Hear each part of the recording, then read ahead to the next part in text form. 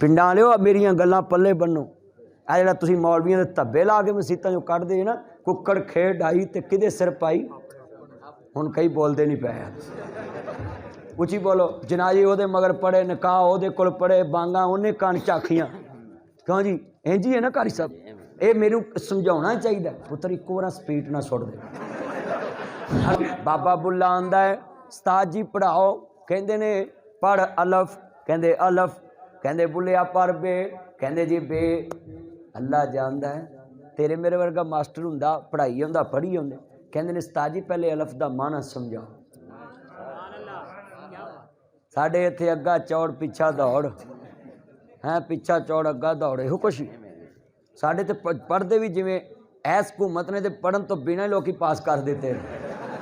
ਸੱਚੀ ਗੱਲ। ਔਰ ਕਰੋਨੇ ਦੀ ਵਜ੍ਹਾ ਤੋਂ ਹੋਇਆ ਹੈ ਨਾ।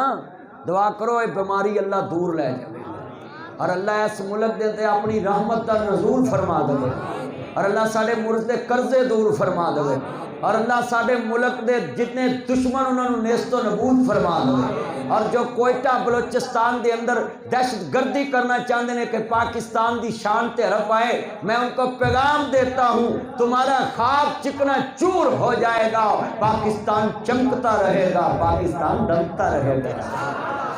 سب کہو نا انشاءاللہ انشاءاللہ، یار ہاتھ کرے بولو پاکستان چمکتا رہے گا انشاءاللہ۔ پاکستان نو مٹان والے مٹ جان گے، پاکستان مضبوط ہتھاں چے، ساڑے ملک ورگی فوج بھی کسے کول نہیں تے ساڑے ملک ورگی پولیس بھی کسے کول نہیں۔ تینتھی ہوتے بابا بلے شاہ تو بعد بابا فرید بولیا کہندے اٹھ جاگ فریدہ ستیا تو جاگو دے مسیح، تو ستا رب جاگدا تیری ڈاڈے نال پرید۔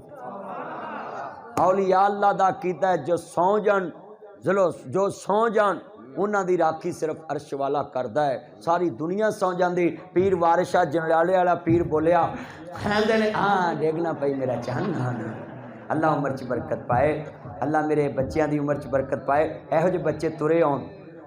گل بڑی وڈی ہے، نے بیٹھے میرے چانے میں پیار کرنا ہے نا بچیاں نے ذرا توجہ میرے والے محبت کرنا ہے۔ پیر وارث شاہ نے لکھیا ذرا سنو، قاری صاحب میں سو جانا تسی سو جاندے، قاری صاحب سو جاندے، قاضی صاحب سو جاندے، سنیا بندے بیٹھے تسی سو جاندے، بولو بندہ رات دے 2-3 بجے دے کہے دا بوا کھڑکائے، ٹیلو صاحب کہے دا بھی بوا بندہ کھڑکائے، وقار صاحب دا، بوٹا صاحب دا، کہے دا بھی مولوی صاحب دا، لاما غلام عباس سیدی صاحب دا بوا بندہ کھڑکا لے تے کہے نا السلام علیکم، رات دے 3 بجے کدھر آیا بھی پوت؟ مولوی دام کراؤن، انہیں میں مر جانا ہی سویرے تو بانگنا کون جی نہ کر بھی 3 بجے کون بوا کھولتا ہے؟ بندہ ستا پیا اٹھے، بولو 3 بجے کوئی پیار نہ بولو کہ اللہ کی آندہ ہے رواں جاگدا میں کدی سوندا نہیں۔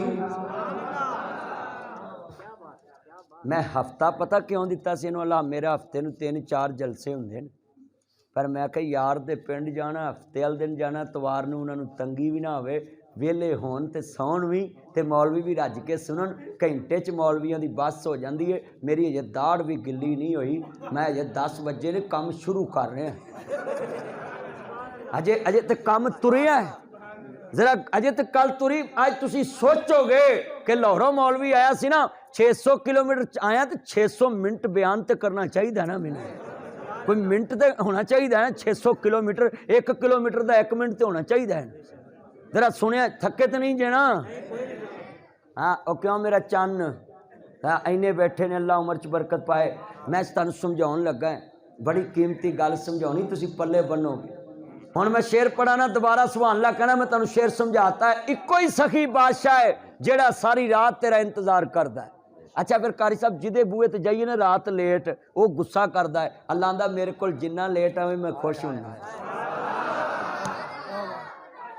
تجت والے قاضی صاحب عابد صاحب تاڑا کی نام پتر؟ معاذ محمد نعمان صاحب اللہ عمر چ برکت فرمائے۔ اے نعمان بن ثابت نام ہے امام ابو حنیفہ دا اصل نام۔ ذرا سنو، حضرت نعمان صحابی بھی سن تے بڑا بچے دا پیارا نام، اللہ عمر میں برکت فرمائے، اور جنہوں نے نام رکھا اللہ اس کو رکھنے کی جزا دے۔ نسبت سے نام رکھا کرو، نسبت انسان کو اونچا کر دیتی ہے۔ ذرا لفظ سنو اتنے بیٹھے میں دعا کرنا اج بیٹھے ہاں اللہ مرن تو پہلا اے ضرور لوکاں کو کہوا دی ایدی نسبت مدینے وال ساڈی کی اوقات ہے ساڈی تے کات ہی کوئی حضور نہ جڑ جو مچھی چٹ کے پتھر مڑی تے کس کام دی ایتھے جڑو حضور نال قیامت نو بھلے واپس آنا کسے کام دا ایتھے حضور پیچھے لگو بس حضور تے پیچھے پیچھے جاؤ پیچھے رہ کے کمی رہ جائے تے اللہ معاف کر دو کیونکہ تریا تے یار دے پیچھے سی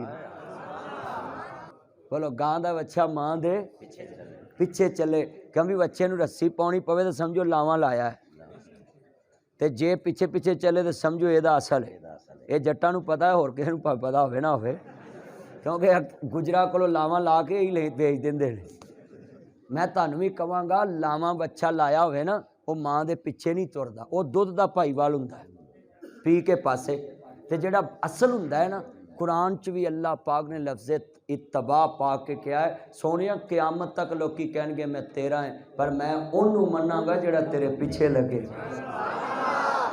اے تیرے یارکاں دا بندہ پہلوان بن کے تے کھلن چلے جاوے نا کتے بھلا صادقہ آباد تے اوتھے او دی کانڈ لگ جے تے پورے رحیم یار خان دی کانڈ تے اوتھوں دا بندہ رحیم یار خان کے کلے تے او دی کانڈ لگے تے انہاں نے صادقہ آباد دی کانڈ تے لاہور دا شیر ایتھے آ کے کلے تے کشتی چ کانڈ لگ جے انہاں آکھنا پورے لاہور دی کانڈ ہاں تے پاکستان دا پہلوان دوجے ملک چ جا کے کلے تے دوجے ملک چ دی کانڈ لگے تے پاکستان دی کانڈ تے ادھر جناب نیوزی لینڈ چ جڑی ساری ٹیم اج کل بیٹھی نا ویلی بولو او ہر کے آن تے سارے پاکستان دی ہار ہے